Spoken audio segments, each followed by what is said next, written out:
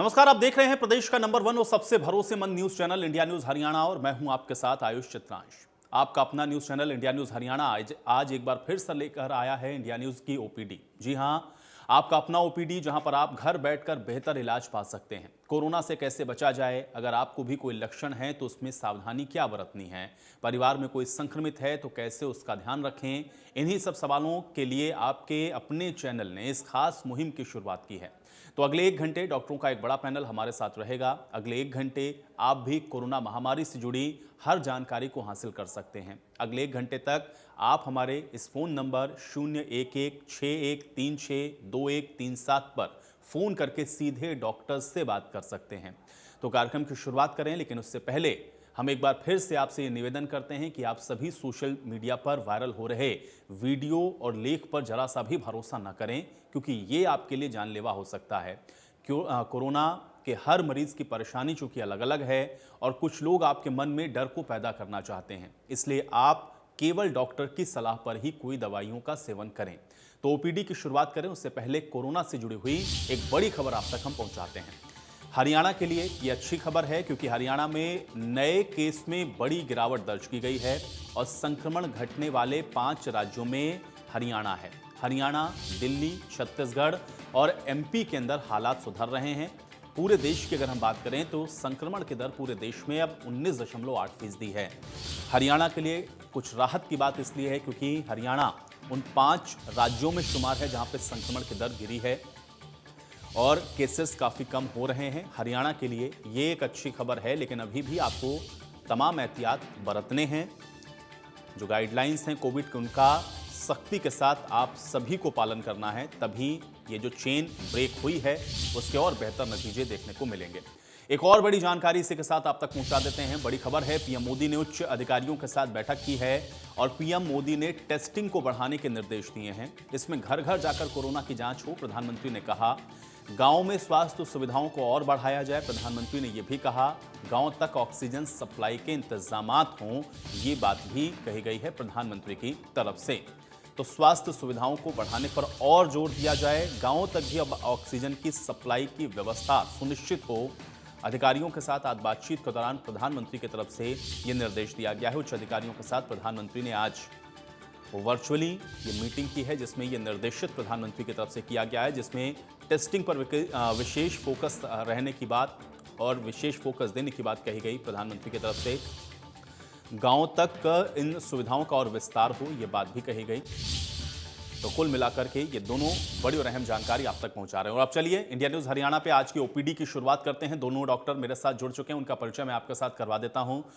Doctor Damanjeet Kaur ji हमारे साथ जुड़ रहे हैं, जो कि फिजिशियन हैं। डॉक्टर दमनजीत कौर जी, बहुत स्वागत है आपका इंडिया न्यूज हरियाणा पर। और डॉक्टर राज मेहता जी हमारे साथ जुड़े हुए हैं। डॉक्टर राज मेहता जी, आपका भी बहुत स्वागत है। डॉक्टर दमनजीत कौर जी, आपसे ही चर्चा की शुरुआत करते हैं। इससे पहले कि दर्शक हमको फ़ोन करें और आपसे तमाम सवालों को वो रखें, लेकिन आपसे मैं ये थोड़ा समझना चाह रहा हूँ, तो कोविड के बाद जो लोग रिकवर हो रहे हैं, किस तरीके से उनको अपना ख्याल रखना है, मैं चाह रहा हूँ कि आप थोड़ा बताएं ताकि दर्शकों को सहूलियत हो।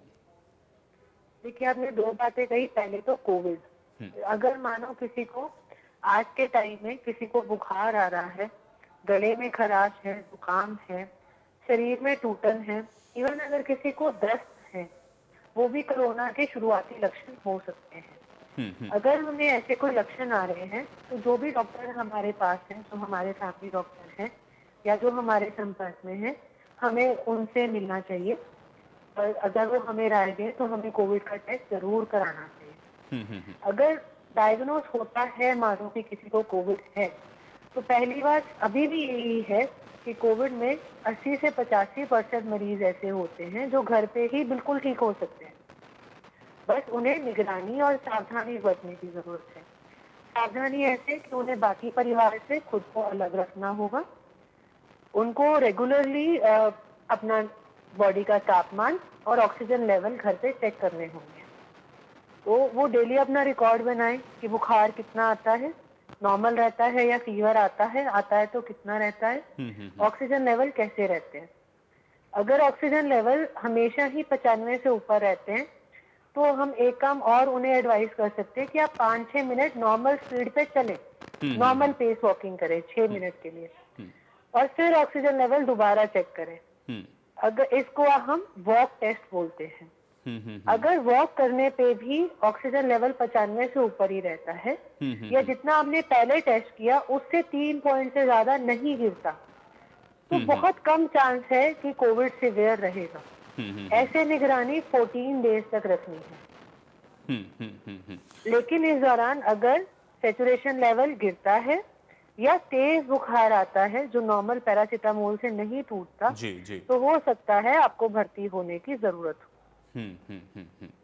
इसी तरह पोस्ट कोविड में ये है कि पोस्ट कोविड में बहुत सी सांस की एक्सरसाइज, पेट के बल लेटना, व्यायाम करना, जी अच्छा जी। भोजन रखना, खुद को और नई इन्फेक्शन से बचा के रखना। क्योंकि जो पेशेंट कोविड में भर्ती होते हैं उनमें हमें स्टेरॉइड या ऐसी दवाइयां देनी पड़ती हैं जो बॉडी की इम्यूनिटी को वीक करती है। तो खुद को सफाई का ध्यान रखना और दूसरी बीमारियां, जैसे अब आपने सुना होगा कि फंगल इन्फेक्शन इन पेशेंट्स में बहुत कॉमनली हो रही है, तो उसका हल सफाई ही है, अच्छा भोजन है और एक्सरसाइज है। चलिए, इस बीच एक दर्शक हमारे साथ जुड़ रहे हैं, मंजीत जी हैं, हमारे साथ जुड़े हुए हैं। मंजीत जी, बहुत स्वागत है आपका इंडिया न्यूज में। मंजीत जी, क्या सवाल पूछना चाह रहे हैं? सर, मेरा सवाल डॉक्टर राज जी से है। जी जी। सर, मैं ये पूछना चाहता हूँ कि जो 45 ईयर एंड अबोव के लिए जो इंजेक्शंस लगाए गए थे उसमें मेरे मदर एंड फादर को फर्स्ट डोज लग चुका था, बट सेकंड डोज के लिए कोई स्टाफ ना तो गांव में आ रहा है, और इससे रिलेटेड मैं जो मेरा पीएचसी बामला भिवानी के नजदीक लगता है वो उसके मैं 3 नंबर ट्राई कर चुका हूँ सर, तीनों स्विच ऑफ आ रहे हैं। और जो भिवानी कोविड-19 हेल्पलाइन नंबर दिए गए हैं गूगल पे अवेलेबल 3 नंबर, उस पे भी कोई रिस्पॉन्स नहीं दे रहा है सर, और कंट्रोल रूम के 4 नंबर अवेलेबल है, उस पे भी कोई रिस्पॉन्स नहीं हो रहा है। तो सर, ये व्यवस्था जो है मुझे इसके बारे में पता करना है। एक भी हेल्पलाइन नंबर अगर अटेंड नहीं होगा तो पेशेंट्स तो पैनिक होंगे ना सर। डॉक्टर राज मेहता जी, जवाब दें।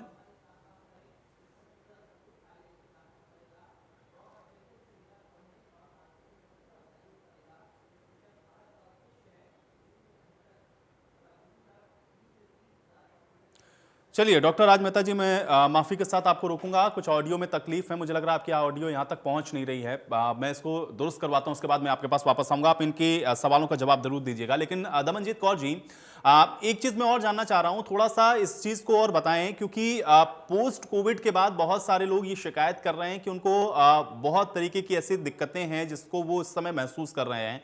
खासतौर से कॉमन हम लोग देख रहे हैं कि जो परेशानी लोगों के साथ है वो ये है कि बहुत ज़्यादा थकान महसूस होना या किसी काम में मन न लगना, इस तरीके की जो दिक्कतें हैं वो हो रही हैं। क्या ये बिल्कुल कॉमन सिम्टम्स है या इसको भी हमको बहुत गंभीरता से लेने की आवश्यकता है? ऐसी स्थिति में हम क्या कर सकते हैं? थोड़ा सा मैं चाह रहा हूं कि इस विषय को भी बताएं। तो इसमें भी वही है कि हमें निगरानी जरूर रखनी है।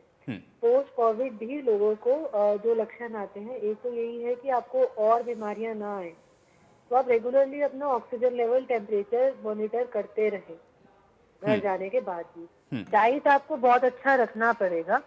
कई बार हम पेशेंट्स को, अगर हमें लगता है कि बहुत इम्यूनिटी वीक है, तो कई बार हम मल्टीविटामिन या कुछ भी प्रिस्क्राइब भी कर देते हैं।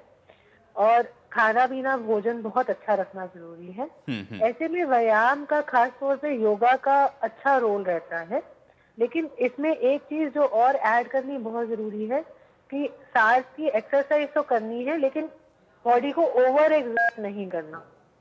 ओवर एक्सर्शन से, क्योंकि इस बार जो कोविड आया है इसमें फेफड़ों के बाहरी भाग ज्यादा प्रभावित होता है। जी जी क्योंकि वो वीक होता है, तो अगर हम बहुत जोर लगा के एक्सरसाइज करते हैं तो कई पेशेंट में न्यूमोथोरिक्स की फेफड़े का कुछ भाग लीक कर जाए, ऐसा सिम्टम आते हैं। तो हमें एक्सरसाइज करनी है, लेकिन नियमित रूप से, जितनी हमारी बॉडी अलाउ करे उतना ही।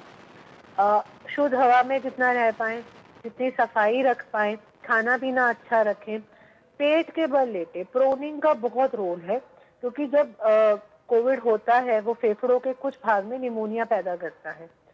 तो अगर हम पेट के बल लेटते हैं तो फेफड़े के दूसरे भाग ज्यादा अपना काम करते हैं और ऑक्सीजन लेवल उससे इम्प्रूव होता है, फेफड़ों की हीलिंग और फास्ट होती है। तो प्रोनिंग एक बहुत अच्छा चीज है। ऐसे प्रोनिंग के लिए ये रहता है कि आप कोशिश करें कि आधा घंटा पहले पेट के बल लेटे, अपनी चेस्ट के और टांगों के ऊपर के भाग के नीचे तकिया रख के केवल लेटे। आधे घंटे तक पेशेंट ऐसे पेट के बल लेटे, फिर आधा घंटा एक साइड लेके लेता है, फिर आधा घंटा दूसरी साइड लेके लेते, फिर बैठे आगे झुक के। तो ये टोटल 2 घंटे का प्रोसीजर हो जाता है। लेकिन ऐसा पाया गया है, ऐसा स्टडीज ने प्रूव किया है कि ये चीज फेफड़ों की हीलिंग में बहुत लाभदायक है। बिल्कुल दमनजीत जी, आपने जो बात बताई है मुझे लग रहा है दर्शकों को निश्चित तौर पर इसका लाभ जरूर मिलेगा और अगर वो ऐसे ही फॉलो करते हैं तो इसका भी उनको परिणाम अच्छा देखने को मिलेगा। गौरव हमारे साथ एक दर्शक जुड़ रहे हैं, उनका भी मैं रुख कर लेता हूं। गौरव जी, बहुत स्वागत है आपका। क्या पूछना चाह रहे हैं गौरव जी? सर मैम से है मेरा क्वेश्चन। जी सर मैम, मुझे कोविड हुआ था और उसके 2 दिन बाद ही मैंने वैक्सीनेशन करवा ली, तो अब पता चल रहा है कि 3-4 हफ्ते बाद करवानी चाहिए, तो इसका कोई साइड इफेक्ट भी नहीं हुआ मुझे, तो इसके बारे में सर आपको बताएंगे? कोविड कब हुआ था, एक बार रिपीट करेंगे? मैम 28 तारीख को नेगेटिव रिपोर्ट आई थी मेरी। 28 अप्रैल को। और आपने 2 मई कौन को सा वैक्सीन लगवाया था? Shield ma'am. वैक्सीन कब लगवाई कोविशील्ड आपने? और कोवैक्सीन, 2 वैक्सीन अभी इंडिया में लग रहे हैं, तो आपको कौन सा वैक्सीन लगा था? Shield ma'am. सर कौन सा वैक्सीन लगा था? शील्ड मैम 2 तारीख को। कोविशील्ड? कोवैक्सीन या Covishield? Covishield ma'am, Covishield. Covishield 8 हफ्ते से 12 हफ्ते के बीच में लगना चाहिए नेक्स्ट डोज। वैसे मैं एक बात और जानकारी के लिए ऐड करूंगी, अगर हमें अभी अभी कोविड होके हटा है तो हम 3 महीने के बाद वैक्सीन ले सकते हैं, क्योंकि जब कोविड होता है तो 28 दिन के बाद हमारी बॉडी में ऐसे एंटीबॉडीज बन जाते हैं जो कि कम से कम 3 महीने हमारे शरीर को कोविड दोबारा होने से बचा के रखते हैं। किसी को अभी कोविड हुआ है, वो रिसेंट नेगेटिव हुआ है, तो वो 3 महीने के बाद फर्स्ट डोज ले सकते हैं। सेकेंड डोज डिपेंड करेगा कि हमने कौन सा वैक्सीन लिया है। कोवैक्सीन का नेक्स्ट डोज 1 महीने के बाद लगता है, कोविशील्ड का नेक्स्ट डोज 8 से 12 हफ्ते में लग सकता है। चलिए, मुझे लगता है कि गौरव जी आपकी शंका का समाधान हो गया होगा। डॉक्टर राज मेहता जी, मैं आपका रुख कर लेता हूं। एक पीडियाट्रिशियन होने के नाते आप और क्या बताना चाहेंगे, क्योंकि दमनजीत कौर जी बहुत सारी ऐसी स्पेसिफिक बातें हैं जो बता रही हैं, दर्शकों को उनका लाभ निश्चित तौर पर मिल रहा होगा, लेकिन ऐसे दौर में और कैसे ख्याल रखा जा सकता है और खासतौर से अगर हम लोग बच्चों का जिक्र करें तो विशेष एहतियात बरतने की अभी क्या आवश्यकता है और क्या इसमें और आप ऐड कर सकते हैं? डॉक्टर राज मेहता जी, मैं चाह रहा हूं कि थोड़ा आप भी बताएं। हाँ जी, मैं ऑडिबल हूँ? जी जी बिल्कुल। ओके। सो नमस्कार, मैं बताना चाहूँगा यहाँ पे जो गाइडलाइंस स्पेसिफिकली बच्चों के लिए हैं। सो अभी recently ministry of health and family welfare की तरफ से बच्चों के लिए अलग से गाइडलाइंस आई है और उसी को बेस बनाते हुए मैं ये जानकारी लोगों को तो पहुँचाना चाहूँगा। यहाँ पे 2-3 चीज़ें इंपॉर्टेंट हैं। सबसे पहले कि बच्चों में अगर कोविड होता है तो हमने देखा है कि ओवरऑल अडल्ट्स के मुकाबले में निमोनिया का रिस्क बच्चों में कम है। सो जो ऑक्सीजन की कमी और आईसीयू बेड्स की कमी के लिए अभी हम बातें कर रहे हैं, इतना और परेशान है सारी दुनिया, वो बच्चों में कंपैरेटिवली कम देखा गया है जी। तो इसीलिए हम उसके लिए अभी उतना वरीड नहीं है। अभी हमारे मेन कंसर्न है कि हम बच्चों में कोविड होने से कैसे रोकें। तो उसके लिए जो हमारी स्ट्रैटेजी है उसमें बेसिकली 2 बड़े इंपॉर्टेंट कंपोनेंट्स हैं। पहला है कि जो अडल्ट्स हैं, यानी कि जो घर के बड़े लोग हैं, यदि वे अपने लक्षणों को समय पे पहचानेंगे और समय पे आइसोलेट हो जाएंगे, प्लस ज़रूरी है कि जल्दी से जल्दी टेस्टिंग कराएं ताकि वो लोग समय से आइसोलेट हो सकें और अपने बच्चों को हम स्प्रेड होने से बचा सकें। जी जी जी। दूसरी जो स्ट्रैटेजी है वो ये है कि अडल्ट्स के अंदर वैक्सीनेशन का रेट जल्दी से जल्दी बढ़ाया जाए, ज़्यादा से ज़्यादा अडल्ट्स को वैक्सीनेट किया जाए। इसके कारण हमारे आसपास जो बच्चे हैं जो अभी अनइम्यूनाइज्ड हैं, बिकॉज गाइडलाइंस के अकॉर्डिंग अभी उनके लिए कोई वैक्सीन अवेलेबल नहीं है, तो उन लोगों को अगर हमें बचाना है तो हमें एक तरह का उनके आसपास एक प्रोटेक्टेड एनवायरनमेंट क्रिएट करना होगा। तो वो अडल्ट्स जो वैक्सीनेट हो चुके हैं उनके कारण उन तक पहुंचने का वायरस का रिस्क कम हो जाएगा। तो इन 2 तरह से हम प्रिवेंशन कर सकते हैं। ये जो दोनों स्ट्रेटेजीज मैंने बताई, ये बच्चों में इन्फेक्शन ना पहुंचे इसके लिए हैं। जी जी। फिर भी यदि किसी बच्चे में इन्फेक्शन कोविड का पहुंच जाता है जी, तो हमें ये समझना होगा कि मोस्टली जो बच्चे हैं वो एसिम्प्टोमेटिक या माइल्ड डिजीज के हैं। जी जी। यानी कि उन्हें हल्का जुकाम, बुखार, खांसी या थोड़ा डायरिया हो सकता है, शरीर टूटना, बॉडी एक, इस तरह के लक्षण हो सकते हैं। जी जी। इन एसिम्प्टोमेटिक और माइल्ड केसेस में ज़्यादातर बच्चे अपने घरों पर थोड़ा बहुत बेसिक ट्रीटमेंट जैसे पैरासीटामोल, ठीक जिसको कहते हैं अमाउंट ऑफ फ्लूइड, कि पानी की कमी ना हो, खाने पीने में थोड़ा न्यूट्रिशियस खाना लेते रहें, जी तो बड़े आराम से घर पे ठीक हो सकते हैं। इसके लिए वो चाहें तो अपने किसी नियर बाय पीडियाट्रिशियन या किसी डॉक्टर की सलाह के अंतर्गत भी ये काम कर सकते हैं। हम्म। चलिए, इसके मुझे लगता है बाद कि मॉडरेट और इन सीवियर इन बातों कैटेगरी का के भी जो केसेस दर्शक आएंगे। हैं उनको लाभ जरूर मिलेगा। एक दर्शक हमारे साथ और जुड़ रही हैं, उषा जी हमारे साथ जुड़ी हुई हैं यमुनानगर से। उषा जी, बहुत स्वागत है आपका, क्या जानना चाह रही हैं? जी मेरे बेटे को मतलब ये है कि उसको एलर्जी है एंटीबायोटिक से। जी क्या वो इंजेक्शन लगवा सकता है? जी। किस चीज़ से एलर्जी है? एंटीबायोटिक से। एंटीबायोटिक से एलर्जी है आपको? हाँ जी, मेरे बेटे को जी। अच्छा, उम्र कितनी है आपके बेटे की? 38। 38। दमनजीत कौर जी, जवाब दे सकते हैं आप? जी पहले ये थोड़ा काफी नॉन स्पेसिफिक हो जाएगा कि एंटीबायोटिक से एलर्जी है, हमें जानना होगा किस एंटीबायोटिक से एलर्जी है। दूसरा, वैक्सीन से एक ही चीज मोटे तौर पे कॉन्ट्राइंडिकेशन रहता है कि अगर हमें हाइपर सेंसिटिविटी रिएक्शन है इससे वैक्सीन के दौरान, तो आप जहाँ वैक्सीन लगवाना चाहें वहाँ आप जो ड्यूटी डॉक्टर है, जो मेडिकल स्टाफ है, अगर आप हमें ये हिस्ट्री पहले देंगे तो वो आपको एक टेस्ट जो कर सकते हैं, या वो जो एलर्जी के रिलेटेड जो हमें इंजेक्शन चाहिए होते हैं कि मानो अगर एलर्जी हो गई या एनाफिलेक्टिक रिएक्शन हो गया तो उसकी तैयारी रखें।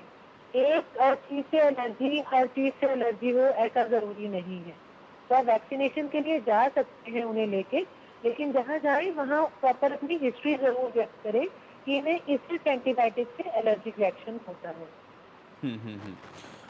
दमनजीत कौर जी, एक सवाल इसी में मैं और जोड़ूंगा, क्योंकि वैक्सीनेशन को लेकर के ज़्यादातर सवाल आ रहे हैं, तो थोड़ा सा स्पेसिफिक होकर के अगर आप बता दें, तो जो कोविड से रिकवर हुए लोग हैं वो लोग कितने दिनों तक वेट कर सकते हैं? कुछ ऐसे भी कॉल्स इससे पहले भी, चूंकि लगातार हम लोग ओपीडी चला रहे हैं इंडिया न्यूज़ पर, तो ये भी दर्शक बराबर पूछते रहे हैं कि उन्होंने पहली डोज ले ली, उसके बाद वो इन्फेक्टेड हो गए, अब वो रिकवर हुए हैं, तो क्या दोबारा से उनको दोनों डोज लेनी है, या सिंगल डोज वो कितने दिन के बाद ले सकते हैं? और क्या कुछ स्पेसिफिक कुछ ऐसे भी पेशेंट्स हैं क्या जिनको वैक्सीन से पहले डॉक्टर की सलाह और परामर्श की भी ज़रूरत है? थोड़ा सा स्पेसिफिकली अगर आप इसको बता पाएं। सर, एक तो जैसे अभी हमने कुछ समय पहले बात की कि जिसको अगर कोविड हुआ है और पहले वैक्सीन नहीं लिया, कोई वैक्सीन भी नहीं लिया, फ्रेश केसेस, तो वो 3 मंथ के बाद अपनी फर्स्ट डोज लें और उसके अकॉर्डिंगली कोवैक्सीन और कोविशील्ड का जब भी शेड्यूल बने अपनी सेकेंड डोज लें। अगर किसी को फर्स्ट डोज हुआ उसके बाद कोविड हो गया, फिर वही बात है कि 3 मंथ के बाद सिंगल डोज रहेगा,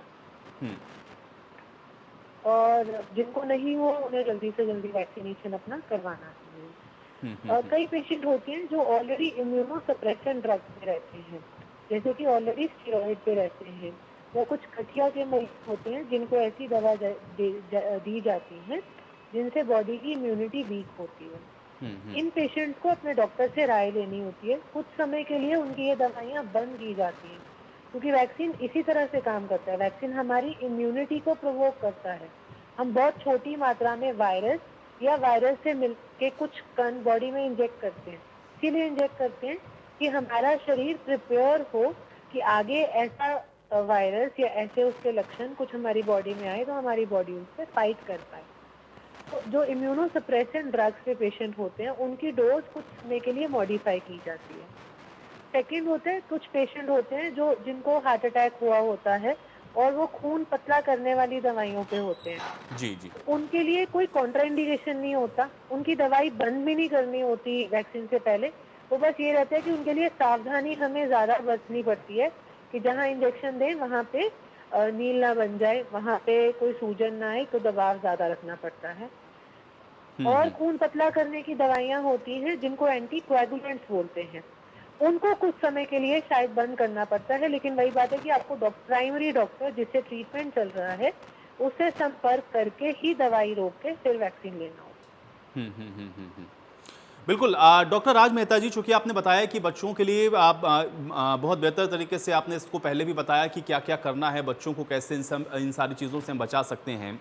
लेकिन कुछ कॉलर्स या कुछ दर्शकों ने इस तरीके के भी सवाल पूछे थे, चूंकि अब बड़ों के लिए तो लोग बड़ा फोकस कर रहे हैं कि इम्यूनिटी को अपनी वो किस तरीके से मजबूत करें ताकि वो बेहतर तरीके से इन सारी चीज़ों को फेस कर पाएं। लेकिन बच्चों के लिए स्पेसिफिकली ऐसे सिचुएशन में क्या किया जा सकता है? क्या उनकी इम्यूनिटी को बढ़ाने के लिए कुछ वो ऐसा कर सकते हैं जिससे कि वो थोड़ा सा जो इस समय परेशान हो रहे हैं उससे वो बाहर निकल सके? मैं चाह रहा हूँ कि थोड़ा इस शंका का भी समाधान कर दें। जी बिल्कुल। यहाँ पे एक छोटा सा डिस्क्लेमर है कि इम्यूनिटी कोई ऐसी चीज़ नहीं है जो 2 या 4 दिन में बन जाएगी, परंतु फिर भी कुछ ऐसी अच्छी चीज़ें हैं जो हम कर सकते हैं, जिसमें सबसे इम्पॉर्टेंट है हेल्दी माइंड और हेल्दी बॉडी। अगर हमें इस पे फोकस करना है तो बच्चों का एक तो स्ट्रेस कम करना होगा। तो जो सारा दिन बच्चे अंदर मोबाइल पे हैं, टीवी पे हैं, कोशिश करिए कि अगर घर के बाहर नहीं तो एटलीस्ट थोड़ा छत तक ही उनको ले जाएं और इनके साथ थोड़ा फिजिकल एंगेजमेंट रखें। जैसे बच्चों के साथ थोड़ा खेल लें घर पे, बजाय कि उनको मोबाइल या टीवी में ही एंगेज रखने के। नंबर 2, जो डाइट है हमारी, उस पर थोड़ा फोकस करेंगे। तो डाइट में कोशिश करिए जितना हो सके नेचुरल और ताज़ा बना हुआ खाना इस्तेमाल कीजिए बच्चों के लिए और बड़ों के लिए भी, ताकि ठंडी फ्रिज की रखी चीज़ें ना लीजिए, ठंडा पानी नहीं पीजिए, आइस का इस्तेमाल नहीं कीजिए। तो ये चीज़ें जो हैं उनको गला ख़राब होने से और इस तरह के इन्फेक्शन होने से बचा सकती हैं। उसके अलावा नेचुरल फॉर्म ऑफ विटामिन्स और मिनरल्स, यानी कि हमारे जो फ्रूट है, सलाद है, हरी सब्जियां हैं, इनका ज़्यादा से ज़्यादा इस्तेमाल कीजिए। एक जो लास्ट चीज़ इंपॉर्टेंट है इसमें इम्यूनिटी बढ़ाने के लिए, वो है प्रोटीन्स। ऐसे समय में हमारा प्रोटीन का इंटेक भी एडिक्वेट होना चाहिए, जो कि हमें वेजिटेरियन सोर्स जैसे कि दालें, पनीर, दूध, दही, इनसे मिल सकता है, तथा यदि नॉनवेज ले सकते हैं तो अंडा या मांस भी यूज़ कर सकते हैं अपनी ज़रूरत के हिसाब से। चलिए, एक और दर्शक हमारे साथ फतेहाबाद से इस बीच जुड़ चुके हैं, उनका भी मैं रुख कर लेता हूं, उनसे भी बातचीत करते हैं। सर, बहुत स्वागत है आपका, क्या जानना चाह रहे हैं आप? नमस्कार सर जी। मेरा दोनों डॉक्टर से दो क्वेश्चन है मेरे। जी जी। एक तो है जी, मैं एक वैक्सीन लगवा ली कोविशील्ड की 4 दिन पहले। तो एक्चुअली मैं दुबई में, हमारी फिल्म शूट चल रहा है, आई एम एक्टर्स। तो मैं जल्दी से जल्दी 2 लगवाना चाहता हूँ, यानी कि 20 दिन के अंदर लगवा सकता हूँ या नहीं?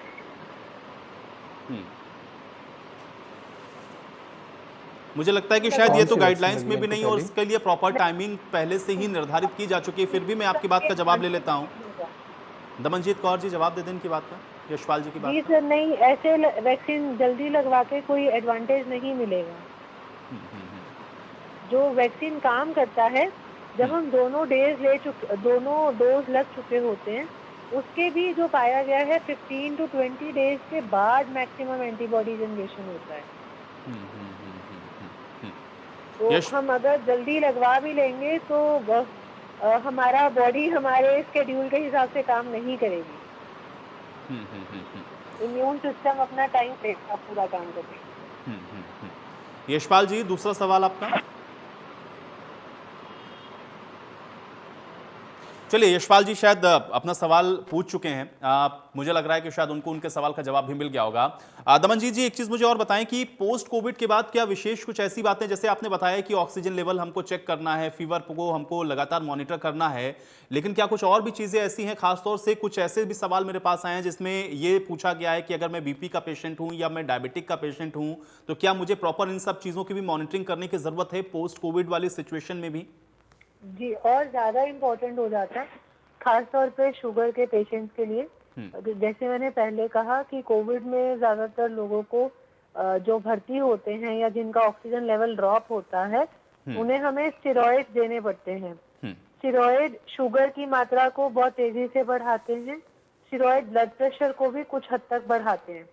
तो इन पेशेंट्स को और ज्यादा सावधानी बरतनी पड़ती है अपनी शुगर को अंडर कंट्रोल रखने के लिए। खाने पीने का अकॉर्डिंगली बहुत ज़्यादा ध्यान रखना चाहिए कि जो डाइट शुगर के पेशेंट के लिए अच्छी है वही खाएं, मीठा नहीं खाएं, चिकनाई की मात्रा लिमिटेड रखें, खाने में नमक कम रखें और लिक्विड इंटेक बहुत अच्छा रखें। जैसे डॉक्टर राज जी ने कहा बच्चों के लिए, वैसे ही बड़ों के लिए लिक्विड और इलेक्ट्रोलाइट, वो जैसे हम शिकंजवी हो गई या ORS का घोल हो गया या इलेक्ट्रोल पाउडर का घोल हो गया, इसमें हमें पानी और इलेक्ट्रोलाइट्स दोनों का बैलेंस मिल जाता है। ये पूरी मात्रा में लेना कोविड में और अदरवाइज भी अगर कोई भी हमें वायरल इलनेस होती है उससे रिकवर करने में हमारे शरीर को हेल्प करता है। तो इंटेक, फ्लूइड इंटेक अच्छा होना चाहिए, हाई प्रोटीन एडिक्वेट एनर्जी की डाइट लेनी चाहिए। शुगर के मरीजों को शुगर वैल्यूज को कंट्रोल रखना चाहिए। हो सकता है इस समय जो पेशेंट शुगर की गोली पे हो उस समय के लिए उनकी डोज बढ़ाई जाए, या कुछ पेशेंट्स को कुछ समय के लिए इंसुलिन देना पड़े। और ब्लड प्रेशर के पेशेंट्स का भी ऐसा होता है कि कुछ पेशेंट्स की डोज बढ़ जाती है क्योंकि जो दूसरी दवाइयां होती हैं उनके साइड इफेक्ट की वजह से। चलिए, एक और दर्शक हमारे साथ जुड़ रही हैं भिवानी से, सोनिया। सोनिया, बहुत स्वागत है आपका, क्या पूछना चाह रही हैं? इंडिया न्यूज हरियाणा का बहुत बहुत शुक्रिया करती हूँ कि उन्होंने घर पर बैठे हमें यह फैसिलिटी दी है। मेरा सवाल है सर, मेरी रिपोर्ट कोविड पॉजिटिव है और मेरे 2 साल का बेटा मेरे कांटेक्ट में है। हाँ जी जी जी। और अब उसको भी 3 दिन से फीवर आया सर। उसके बाद हमने उसको मेडिसिन दी और मेडिसिन देने के बाद सर उसके मुंह में थोड़े छाले से हो गए सर, माउथ अल्सर फेस कर रहा है वो जी। और उसके थोड़ी सी मुझे जो है चेस्ट में कॉग्निशन फील हो रहा है। तो मैं इसके लिए क्या करूं, मुझे उचित सलाह देकर मेरा मार्गदर्शन करें। डॉक्टर राज मेहता जी, जवाब दें। Sonia ji, thank you for your question. 2 चीज़ें यहाँ पे आपको देखनी है। एक तो क्योंकि आपका बच्चा अभी छोटा है और आप कोविड पॉजिटिव हैं तो आपके कांटेक्ट में हैं, तो ऐसी सिचुएशन में काफ़ी ज़्यादा चांसेस हैं कि शायद उसने भी कोविड एक्वायर कर लिया होगा। तो ऐसी सिचुएशन में अगर सिंपल कोविड, जो हम माइल्ड एसिम्प्टोमेटिक की जब बात करते हैं, तो उसमें छाती की इन्वॉल्वमेंट नहीं है। उसमें सिर्फ गला खराब, जुकाम, बुखार या थोड़ा शरीर दर्द तक हो सकता है, इससे ज़्यादा नहीं। अगर इससे ज़्यादा इन्वॉल्वमेंट हो रही है तो शायद वो मॉडरेट डिजीज़ की तरफ जा रहा हो। तो आपको ज़रूरी है यहाँ पे कि आप अपने जो डॉक्टर हैं उनसे सलाह कर लीजिए और एक बार हो सके तो ऑक्सीजन चेक करके या वहाँ जाके उनसे एक बार मिल लीजिए। दूसरी प्रॉब्लम जो आपके केस में आपने बताई कि मुंह में छाले हो गए हैं उसको, उसके लिए आप सिम्टोमेटिक ट्रीटमेंट ले सकते हैं। जैसे कुछ जेल आते हैं मुंह में लगाने वाले, जिनसे छालों में थोड़ा आराम हो सकता है। साथ ही थोड़ा ठंडा दूध दे सकते हैं और मलाई ले सकते हैं, इससे छालों में थोड़ा सा आराम मिल जाएगा, सिम्टोमेटिक रिलीफ मिल जाएगा। बाकी जो आप चेस्ट के बारे में बता रहे हैं, इसके लिए मेरी सलाह रहेगी कि आप एक बार अपने डॉक्टर को दिखा लीजिए, बिकॉज हो सकता है माइल्ड डिजीज से ज़्यादा की तरफ जा रहा हो। बिल्कुल, लेकिन डॉक्टर राज मेहता जी, इसमें थोड़ा सा और मैं चाह रहा हूँ कि स्पेसिफिक होकर के बता दें, चूंकि अगर कंजेशन लग रहा है और वो ये कह रही हैं कि वो कोविड खुद पॉजिटिव है, उनके वो संपर्क में है, तो उनको क्या और कुछ जांच करवाने की आवश्यकता है? बिना उसके ये स्पेसिफिकली हम बता नहीं सकते हैं कि आखिर की ये किस कंडीशन में पहुंचता हुआ नजर आ रहा है, इसलिए वो जांचें कराना बहुत ज़रूरी है। डॉक्टर राज मेहता जी। बिल्कुल। इस स्टेज पे हमें 2 चीज़ें देखनी है। As such mild asymptomatic cases में ब्लड टेस्ट का कोई रोल नहीं है। मॉडरेट केसेस में भी जब तक कि पेशेंट को ज़्यादा सीरियस नहीं हो रहा है या डे 6-7 के आसपास नहीं जा रहा है, आमतौर पे ब्लड टेस्ट का कोई रोल नहीं है। जो चीज़ हमें यहाँ पे गाइड करेगी वो रहेगी बच्चे का सांस की गति, यानी कि उसके निमोनिया के लक्षण डेवलप तो नहीं हो रहे हैं, यानी कि जैसे जो इन्होंने बताया लगभग 2 साल उम्र है, तो अगर बच्चे का रेस्पिरेटरी रेट 40 से ज़्यादा है तो ये थोड़ा सा तेज़ गिना जाता है, जिसके लिए इसमें निमोनिया की शुरुआत मानी जा सकती है। साथ ही अगर ऑक्सीजन 94 से नीचे है तो ये भी एक सिम्टम मॉडरेट डिजीज़ की तरफ हो सकता है। तो इसीलिए हमें कोशिश करनी है कि ये 2 चीज़ें एटलीस्ट हम या तो खुद काउंट करें या फिर आसपास जो भी डॉक्टर अच्छे अवेलेबल हों उनसे एक बार मिल लें, ताकि हम ये डिसाइड कर सकें कि क्या ये अभी तक माइल्ड में है या ये मॉडरेट कैटेगरी में जा रहा है। चलिए, एक दर्शक हमारे साथ और जुड़ रहे हैं, मनमीत जी। मनमीत जी, बहुत स्वागत है आपका भी इंडिया न्यूज हरियाणा पर। क्या पूछना चाह रहे हैं? सर, मेरा सवाल मैडम जी से है, दमनजीत कौर जी से। जी जी। मैं ये पूछना चाहता हूँ, मेरी वाइफ को सर कल परसों सर वैक्सीन लग दी, 2nd डोज।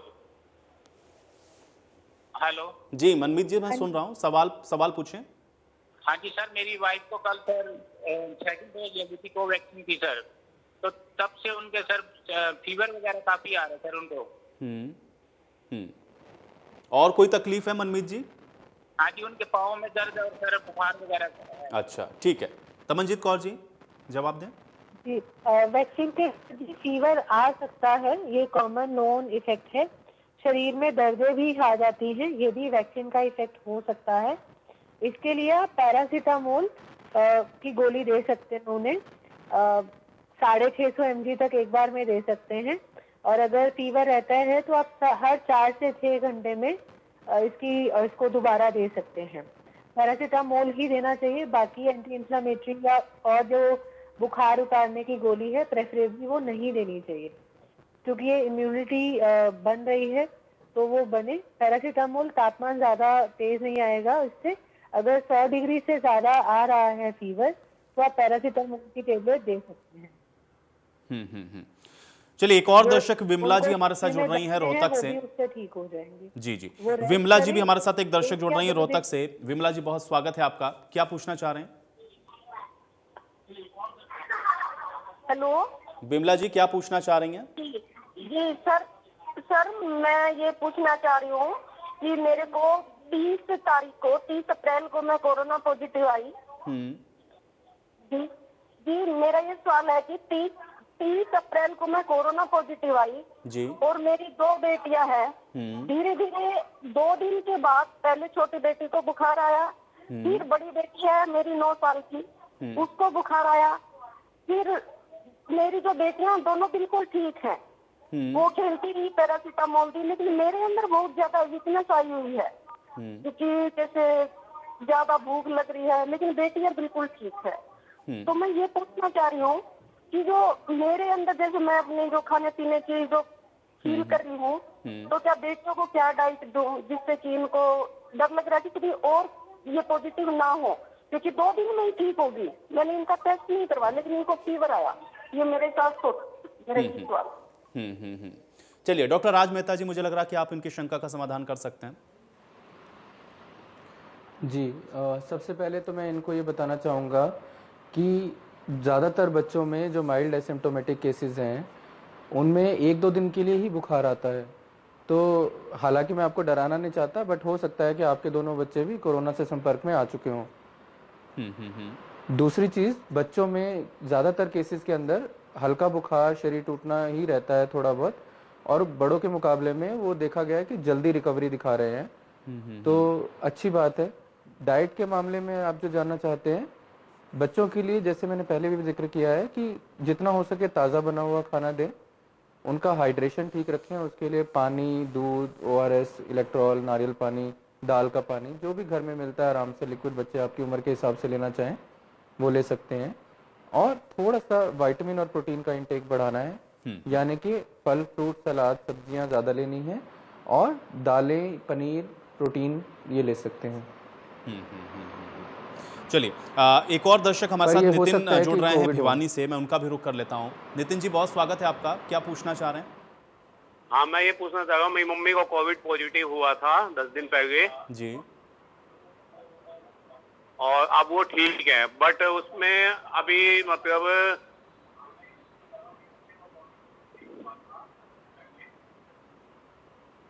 और अब वो दिक्कत क्या है, उठ नहीं पा रही है, ताकत नहीं है। चलिए नितिन जी, थोड़ा सा अपने टीवी सेट का वॉल्यूम कम रखें, मुझे लग रहा है कि आपका सवाल और कंप्लीट और बेहतर हो सकता था। बहरहाल मैं आपकी बात का जवाब ले लेता हूं। दमनजीत कौर जी, इनकी बात का जवाब दें। कोविड के साथ वीकनेस आना स्वाभाविक है। जैसे ये कह रहे हैं कि 10 दिन हुए हैं, तो अभी कोविड का जो हमारा क्वारंटाइन का पीरियड है वो अभी भी है उनका। टोटल 17 डेज का क्वारंटाइन पीरियड है। तो इनको उनका टेम्परेचर और ऑक्सीजन लेवल मॉनिटरिंग अभी भी करना है। अगर उन्हें फीवर रहता है या बहुत ज़्यादा शरीर में थकान रहती है तो वो पैरासीटामोल ले सकते हैं। बाकी खाने पीने में जैसे सर ने भी कहा, लिक्विड इंटेक अच्छा रखना है। इलेक्ट्रोल पाउडर, नारियल पानी, नींबू पानी, ये चीज़ों का इस्तेमाल करें। अच्छा भोजन खाएं, हाई प्रोटीन डाइट है। पनीर है, अगर अंडा खाते हैं तो अंडा ले सकते हैं। खुराक अच्छी रखें, रेस्ट करें और अपनी मॉनिटरिंग करें प्रॉपरली। अगर किसी भी लेवल पे लगे कि बुखार तेज आ रहा है जो पैरासीटामोल से भी नहीं टूट रहा, या ऑक्सीजन लेवल कभी भी डिप कर रहे हैं, तो तुरंत डॉक्टर से संपर्क करें। चलिए, एक और दर्शक रमनदीप कौर जी हमारे साथ जुड़ रहे हैं सिरसा से। रमनदीप कौर जी, बहुत स्वागत है आपका, क्या जानना चाह रही हैं? सर मेरा सवाल मैडम जी को नुआ। जी जी, हाँ जी मैम, जैसे मैंने भी वैक्सीन लगवानी है, मेरा थोड़ा सा बीपी भी कम रहता है, टेम्परेचर भी लो रहता है और घबराहट भी होती रहती है, इसके लिए मैं वैक्सीन लगवा सकती हूँ या नहीं? बिल्कुल लगवा सकते हैं। आप यही रखिएगा, जब वैक्सीन लगवाने जाएं घर से पक्का खाना पीना खा के जाएं, पूरा अपना वाटर इनटेक अच्छा रख के जाएं, खाना खा के जाएं। खाली पेट कभी भी वैक्सीन लगवाने नहीं जाना चाहिए, आपको भी और किसी और को भी। और कोई ऐसा कॉन्ट्राइंडिकेशन नहीं बनता, अपनी डाइट अच्छी रखें। चलिए डॉक्टर राज मेहता जी, एक सवाल मेरे पास भी आया है आपके लिए। एक दर्शक हैं, महिला हैं, वो आपसे ये जानना चाह रही हैं, कह रही हैं कि मैं कोविड पॉजिटिव हूँ और मेरा 1 साल का बच्चा है, उसमें कोई सिम्टम्स नहीं है, क्या मुझे उसकी जांच करवा लेनी चाहिए और मैं कैसे उसको इससे बचा सकती हूँ, दूर रख सकती हूँ, वो ये पूछना चाह रही हैं। जी, देखिए, क्योंकि जैसे बताया बच्चे की उम्र 1 साल है, तो ऐसे बच्चे डिपेंड करेगा किसी के घर में यदि और केयर टेकर हैं, जैसे दादा दादी या कोई और, तो बच्चा अगर अभी एसिम्टोमेटिक है तो उनकी हेल्प ली जा सकती है। अदरवाइज बच्चा अगर माँ से अलग नहीं रहता है तो माँ अपने साथ बच्चे को रख सकती है। बस उन्हें ये ध्यान रखना है कि बच्चे को बुखार, खांसी या कोई और इस तरह से लक्षण जो कोविड के हमने बताए वो नहीं हो। यदि ये लक्षण आते हैं तो भी ज़्यादातर बच्चों में वो ठीक हो जाते हैं। इसीलिए अभी की जो गाइडलाइंस हैं वो छोटे बच्चों को माँ से अलग करने के लिए नहीं कहती हैं। तो यदि फिजिबल है तो अलग कर सकते हैं, नहीं तो फिर माँ के साथ ही रख के उसको कर सकते हैं। दूसरा पार्ट था कि क्या टेस्टिंग करें, तो ऐसे बच्चों में जिनमें फिलहाल कोई लक्षण नहीं है, अभी टेस्टिंग करने की कोई आवश्यकता नहीं है। चलिए, जयशंकर जी भी हमारे साथ इस बीच एक दर्शक जुड़ रहे हैं गुरुग्राम से। जयशंकर जी, बहुत स्वागत है आपका, क्या पूछना चाह रहे हैं? हाँ जी, मैं 1 अप्रैल को कोवैक्सीन लिया हूँ, अब दूसरा डोज कहीं मिल ही नहीं रहा सर। ये बताया था कि 28 से 42 दिन के अंदर आपको लेना है।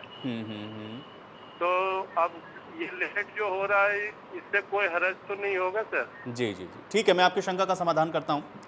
दमनजीत कौर जी, जवाब दे दें। जी, कोवैक्सीन लगवाया है तो सही कह रहे हैं, 4 से 6 हफ्ते के अंदर कायदे से लग जाना चाहिए। तो इनको खुद को एनरोल रखना चाहिए, जितना जल्दी हो सके नेक्स्ट डोज लेना चाहिए। लेकिन दमनजीत जी, उनका सवाल ये है कि अगर ये समय ज़्यादा बढ़ता है तो फिर क्या ये उतना इफेक्टिव होगा अगर ये डिले हो जाता है, या फिर उनको दोबारा से दोनों डोज लेनी पड़ेंगी? वैक्सीन ऐसा तो नहीं होगा कि बिल्कुल काम नहीं करेगा। मैक्सिमम इफेक्ट 4 से 6 हफ्ते लगने पे ही आता है। अगर बहुत ज़्यादा डिले होता है तो हो सकता है उतना इम्यूनोजेनिक रिस्पॉन्स नहीं आए। ठीक है। नवीन जी भी इस बीच हमारे साथ जुड़ रहे हैं, भिवानी से एक दर्शक। नवीन जी, बहुत स्वागत है आपका, क्या पूछना चाह रहे हैं? सर, मेरी वाइफ को ना 4-5 दिन पहले वायरल आया था, सिंपल बुखार आया था। तो कितने दिन बाद वैक्सीन लगा सकते हैं? कितने दिन बाद वैक्सीन लग सकती है? दमनजीत कौर जी, जवाब दें। कितने दिन पहले? 4 दिन पहले बुखार आया था। हाँ जी, 4-5 दिन। तो आप एक हफ्ता और वेट कर सकते हैं। अगर उन्हें और फीवर के बिल्कुल कोई लक्षण नहीं है तो आप तुरंत लगा सकते हैं। अगर कहीं भी लगता है कि फीवर दोबारा आ रहा है, खांसी आ रही है या कुछ भी और लक्षण आ रहे हैं, तो कोविड का टेस्ट करवा के नेगेटिव है उसके अकॉर्डिंगली ही तो जब फीवर चल रहा हो उस दौरान वैक्सीन नहीं लगवाना है। चलिए, दमनजीत कौर जी, एक सवाल और आपके लिए ही है, क्योंकि एक दर्शक आपसे जानना चाह रहे हैं कि कोरोना का जो RT-PCR टेस्ट है, क्या उसके साथ चेस्ट का CT करवाना और वो जो तमाम जांचें हैं वो करवानी आवश्यक हैं, या फिर जो टेस्ट है RT-PCR वही करवा करके उसके हिसाब से आगे इलाज हो सकता है? जी, RT-PCR करके हमें सिर्फ ये पता लगता है कि कोविड है या नहीं है। उससे ये नहीं पता लगता कि हमारे शरीर में क्या कमी आ रही है। अगर हमें कोविड पॉजिटिव है, हमने कराया, तो फिर हम अपने आप को अलग अलग कैटेगरीज में हम लोग डिवाइड हो जाते हैं। जी। एक, हमने टेस्ट इसलिए कराया क्योंकि हम जिसके साथ रहते हैं उसे कोविड था, हमें खुद को कोई लक्षण नहीं है, तो ऐसे में हम सिम्टोमेटिक कोविड के पेशेंट हो गए। इसमें हमें सिर्फ अपने आप को क्वारंटाइन करना है, अपना ध्यान रखना है और मॉनिटरिंग करनी है टेम्परेचर और ऑक्सीजन की, ना तो हमें दवा और ना ही किसी टेस्ट जरूरत है। फिर आते हैं माइल्ड कैटेगरी के पेशेंट, जिनको कोविड है, फीवर है, लेकिन ना तो उनका सांस फूल रहा है, ना उनको तेज बुखार आ रहा है, ना ही उनका ऑक्सीजन कभी भी 95 से कम हो रहा है। इवन ऐसे पेशेंट्स में भी हमें ज्यादा टेस्ट की या CT स्कैन की बिल्कुल भी जरूरत नहीं पड़ती, ये लेकिन हमें सावधानी बरतनी होती है कि कहीं ये केस कभी भी माइल्ड से मॉडरेट में कन्वर्ट ना हो। मॉडरेट और सिवियर कैटेगरी के लोग जिनका ऑक्सीजन लेवल 94 से कम जाता है, जिनका सांस फूल रहा है, जिनको तेज बुखार आ रहा है जो कि पैरासीटामोल से भी नहीं उतर रहा, इनको डॉक्टर की राय से ही टेस्ट कराना चाहिए। हम आजकल बहुत सारे ऐसे पेशेंट देख रहे हैं जो कोविड डायग्नोज हुए और पहले 5-6 दिन में ही सीटी स्कैन कराते हैं। अब इवन कोविड या कोई भी बीमारी है, शुरुआती टाइम में सीटी में कुछ पता नहीं चलेगा। मानो सीटी का स्कोर 5 आ रहा है तो उससे क्या पता लगा, पहले 5 दिन में तो किसी का भी 5 आ सकता है। यही अगर हम 7वें-8वें दिन में देखेंगे, क्या पता वो 15 हो। तो आते सर खुद से कभी भी सीटी या ब्लड टेस्ट नहीं कराना चाहिए। अगर डॉक्टर को लगता है कि आपके लक्षण हैं जो मॉडरेट या सिवियर कैटेगरी में जा रहे हैं, वही आपके टेस्ट एडवाइस करेंगे। और कब करवाना है टेस्ट, ये बहुत इम्पोर्टेंट है। सीटी स्कैन जल्दी कराएं हम, उससे डॉक्टर को या आपके इलाज में कुछ अंतर नहीं पड़ेगा। जब सीटी होना चाहिए तभी ही कराना चाहिए। पहले कराएंगे तो हमें रिपीट सीटी कराना पड़ेगा, जिससे हम अपने शरीर को बिना वजह की रेडिएशन को एक्सपोज करेंगे। चलिए, एक और दर्शक बलजीत जी हमारे साथ जुड़े हुए हैं। बलजीत जी, बहुत स्वागत है आपका, क्या जानना चाह रहे हैं? मेरा क्वेश्चन डॉक्टर दमनजीत कौर जी से है। जी नमस्कार। जी जी नमस्ते जी। मैं पूछना चाहता हूँ कि मेरी वाइफ काफी एलर्जिक है। जी जी बलजीत जी। और मैंने तो दोनों डोज लगवा लिए हैं, उनका नहीं लगवाया अभी। वो काफी एलर्जिक हैं, उनको कोई भी दवाई खाने से एलर्जी हो जाती है। उसके लिए मैं आपकी एडवाइस चाहता हूँ कि उनको अभी लगवाना चाहिए नहीं लगवाना चाहिए। जी, एक सिमिलर पहले भी सवाल था, इसमें यही है सर, देखो एलर्जी है तो हमें ये नहीं पता किस चीज़ से एलर्जी है, किन दवाइयों से एलर्जी है। वैक्सीन भी एलर्जी होकर आ सकता है, हाइपर सेंसिटिविटी रिस्पॉन्स आ सकता है। इसके लिए आप जिस सेंटर पे भी वैक्सीनेशन के लिए जाएं, वहाँ अगर आपके पास डॉक्यूमेंटेड है कि किन किन दवाइयों से एलर्जी होती है तो वो लिस्ट साथ लेके जाएं। और वहाँ पे डॉक्टर अपनी प्रिपरेशन रखते हैं। ऐसे इंजेक्शन होते हैं जो कि अगर किसी पेशेंट को एलर्जिक रिएक्शन हो रहा है वैक्सीन से तो तुरंत उनको दे दिया जाए और इसको तभी के तभी कंट्रोल कर लिया जाए। ऐसा जनरल एलर्जी होना या एलर्जिक ब्रोंकाइटिस के जो पेशेंट हैं उनके लिए वैक्सीनेशन कॉन्ट्राइंडिकेटेड नहीं है, मना नहीं है। आप वैक्सीनेशन के लिए जा सकते हैं, लेकिन आपको वहाँ डॉक्टर को, अपने स्टाफ को जहाँ से आप वैक्सीनेशन ले रहे हैं, अपनी प्रॉपर हिस्ट्री बतानी होगी। चलिए, एक और दर्शक हमारे साथ जुड़ गए हैं इस बीच, हरजीत कौर जी। हरजीत कौर जी, बहुत स्वागत है आपका, क्या जानना चाह रही हैं? नमस्कार जी। जी मैं ये जानना चाह रही हूँ, जैसे अभी उन्होंने कोविशील्ड की डोज के 12 से 16 वीक कर दी है, तो अगर जैसे मैंने जब कोविशील्ड की डोज लगवाई थी उस समय मेरे को उन्होंने 28 दिन दिया था और मेरी जो डेट ड्यू है वो 11 थी, ये जो मई थी। तो अगर अब 12 हफ्ते के बाद लगेगा तो वो ठीक रहेगा, या भी हमें भी पहले लगवानी चाहिए थी या नहीं? सवाल ही पूरा समझ पाई, क्या कहना चाह रहे हैं? हरजीत कौर जी, एक बार सवाल फिर से आप दोहरा देंगी? थोड़ा सा समझ में नहीं आया आपका सवाल, एक बार फिर से बताएं, क्या जानना चाह रही हैं? जो मेरे को डोज लगी थी ना पहले, वो कोविशील्ड की थी फर्स्ट डोज। तो सेकंड डोज के लिए जो गवर्नमेंट ने प्रोटोकॉल दे दिया, उसमें कहा कि 12 से 16 हफ्ते के बीच में लगेगी सेकंड डोज। जी, तो जो इतना बीच में टाइम आ गया तो वो टाइम ठीक रहेगा कि पहले लगनी चाहिए थी? 12 हफ्ते पे आप लगा सकते हैं, क्योंकि है ना लगातार इसकी स्टडीज चलती जा रही हैं। कोविड है, नई बीमारी है, लगातार दुनिया भर के साइंटिस्ट इसमें टेस्ट कर रहे हैं कि सेकंड डोज कब लगे तो हमारे शरीर में ज्यादा देर तक एंटीबॉडी जनरेशन रहे, हमारा शरीर ज्यादा देर तक कोविड से बचा रहे उसके इम्यून रिस्पॉन्स से। तो 12 हफ्ते तक आप आराम से लगवा सकते हैं। डॉक्टर राज मेहता जी, एक सवाल आपके लिए भी आया, एक दर्शक आपसे जानना चाह रहे हैं, कह रहे हैं कि वैक्सीनेशन के लिए 18 से ऊपर वाले जितने लोग हैं सभी को वैक्सीनेशन हो रहा है, लेकिन बच्चों के लिए चूंकि अभी वैक्सीनेशन नहीं है, तो क्या हमको बहुत ज़्यादा उनका ख्याल रखने की ज़रूरत है, या अगर हम सभी वैक्सीनेट हो जाते हैं तो ये एक राहत की बात हो सकती है? वो थोड़ा सा इस विषय पर आपसे जानना चाह रहे हैं कि वैक्सीनेशन नहीं होने की वजह से बच्चों के लिए क्या इस समय जो ख्याल है वो बहुत ज़्यादा रखने की ज़रूरत है?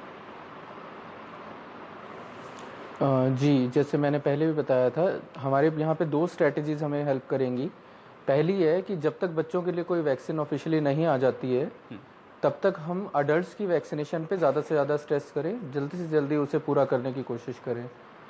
सेकेंड इज़ कि जो बड़ी गलती इस वक्त लोग कर रहे हैं, जिस पे मैं स्ट्रेस करना चाहता हूँ कि जब फीवर आता है या सोर थ्रोट यानी कि गला ख़राब होता है, तो लोग 3, 4, 5 दिनों तक भी टेस्ट करना से बच रहे हैं। ये एक गलत अप्रोच है हमारे देश में, जिसकी वजह से बहुत सारे लोग, चेन टूट नहीं पा रही है और लोगों को इन्फेक्शन हो रहा है। आज की सेकेंड वेव में जिस तरह से इन्फेक्शन फैल रहा है, हमारा फ़र्ज़ बनता है कि हम लोग सिम्टम्स के पहले ही दिन, यानी कि बुखार, शरीर टूटना या गला ख़राब, किसी भी तरह का सिम्टम हो, तो हम एक बार उसे कोविड मान के आइसोलेशन को फॉलो करना शुरू कर दें। जल्दी से जल्दी टेस्ट कराएं, देर ना करें, और जितनी जल्दी हो सके फिर बाकी का ट्रीटमेंट उसी हिसाब से आगे बढ़े जैसा हमारी बीमारी जा रही है। अगर वो कोविड नहीं आता है और सिम्टम्स इम्प्रूव हो रहे हैं तो बहुत अच्छी बात है, पर यदि वो कोविड आ जाता है या सिम्टम्स इम्प्रूव होने में टाइम लग रहा है तो कम से कम 2 से 3 हफ्ते का जो आइसोलेशन पीरियड है उतना हम स्ट्रिक्टली फॉलो करें, पर आइसोलेट होने में देर ना करें। लोग तीसरे, चौथे, 5वें दिन तक घूम रहे हैं जब तक रिपोर्ट नेगेटिव नहीं आ जाती या पॉजिटिव नहीं आ जाती, और उसके बाद फिर वो एक्शन ले रहे हैं, जो कि बहुत गलत स्ट्रेटजी है। बिल्कुल। डॉक्टर राज मेहता जी, एक सवाल इसी के साथ और जुड़ा हुआ है। एक दर्शक और आपसे जानना चाह रहे हैं, कह रहे हैं कि बच्चों के लिए क्या कोई स्पेसिफिक ऐसे सिम्टम्स हैं जिस पर हमको विशेष ध्यान रखना है, या इस पर हमको बहुत बारीकी से नजर रखने की जरूरत है, या फिर सिम्टम्स सारे वही हैं जो बड़ों में आ रहे हैं, या कुछ ऐसा है जो अनयूजुअल लग रहा है तो हमको तुरंत डॉक्टर से परामर्श लेने की जरूरत है? बिल्कुल, बहुत इंपॉर्टेंट सवाल है।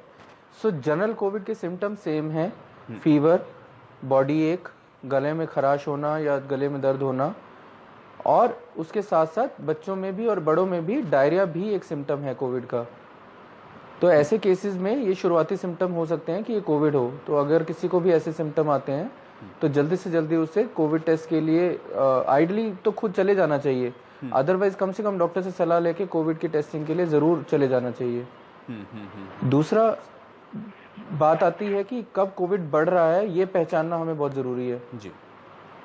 तो माइल्ड एसिम्टोमेटिक केसेस से जब हम सीरियस की तरफ जा रहे होते हैं तो 3-4 मेन लक्षण हैं जो हम घर पे बच्चों में भी बड़ों में भी पहचान सकते हैं जी। सो बच्चों में अगर सांस की गति तेज़ है तो उसमें बताया गया है कि 2 महीने तक के बच्चे के लिए अगर 60 से तेज़ है, 12 महीने तक के बच्चे के लिए यानी कि 2 से लेकर 12 महीने की उम्र के लिए 50 से तेज़ है, और 12 महीने से लेके 5 साल तक की उम्र के लिए यदि 40 से तेज़ है तो ये फास्ट ब्रीदिंग कहलाती है, जो कि निमोनिया का लक्षण हो सकती है। यदि पल्स ऑक्सीमीटर अवेलेबल है तो आप ऑक्सीजन चेक कर सकते हैं। बस ध्यान ये रखिएगा कि उसमें वेव फॉर्म अच्छे से बन रहे हो, उंगली अच्छे से फिट हो। कई बार शुरुआती एकदम नंबर जो आता है स्क्रीन के ऊपर वो देख के लोग घबरा जाते हैं, तो अच्छे से अगर वेव बन रहा हो और उसमें जो सैचुरेशन आ रही है वो हम देखें, तो यदि वो 94 से नीचे है तो वो एक कंसर्न है। यदि बच्चे के हाथ पैर ठंडे पड़ रहे हैं, यदि बच्चा बहुत ज़्यादा सुस्त या चिड़चिड़ा हो रहा है, यदि उसका ओरल इंटेक बहुत ज़्यादा ख़राब है और दस्त बहुत ज़्यादा सीवियर है और शरीर में पानी की कमी हो सकती है, तो ये सब डेंजर साइंस हैं। ये आपको इमीडिएटली डॉक्टर से मिल लेना चाहिए, इसमें देर करना खतरनाक हो सकता है। जी जी जी। चलिए, एक और दर्शक हमारे साथ एक छोटी सी चीज़ नीरज। नीरज जी, बहुत स्वागत है आपका। क्या पूछना चाह रहे हैं? करता हूँ। मेरा सवाल कमजीत कौर डॉक्टर जी से आया कि मेरा सवाल यह है कि बचपन में मैं बीमार हो गया था, जिससे मेरा सारा खून बदला गया था और मेरा खून ओ नेगेटिव है। मैं इस टिक्को को लगा सकता हूँ? नीरज जी, थोड़ा सा मुझे लग रहा है कि आप फ़ोन को पास में ला करके सवाल पूछें तो आपकी ऑडियो स्पष्ट नहीं आ रही, और अगर आपने टीवी चला रखा है तो उसको थोड़ा सा कम कर लें। सर, मेरा सवाल है कमलजीत मैडम से कि मैं बचपन में बीमार हो गया था, जिससे मेरा सारा खून बदला गया था। मेरा खून है ओ नेगेटिव, जो बहुत कम मिलता है। मैं इस टिक्को को लगा सकता हूँ? आप क्या लगवा सकते हैं? वैक्सीन लगवा सकते हैं। हाँ जी, हाँ जी। वैक्सीन क्या आप अभी किसी दवा पे हो? सारा खून क्या आप अभी किसी दवा पे हैं? नहीं मैडम, मैं किसी दवा से नहीं, दवा कोई नहीं, मैं बिल्कुल शरीर में फिट हूँ। बचपन में खून बदला गया था। हाँ जी। आप वैक्सीन लगवा सकते हैं। चलिए नीरज जी, मुझे लगता है कि आपको आपके सवाल का जवाब मिल गया होगा, और इसी के साथ आज ये खास कार्यक्रम मैं यहीं समाप्त करूंगा। आप दोनों का बहुत शुक्रिया डॉक्टर साहब, आप लोगों ने अपना कीमती समय निकाला और हमारे दर्शकों की शंकाओं का समाधान किया है। और इसी के साथ इस पेशकश में आज मेरे साथ फिलहाल इतना है।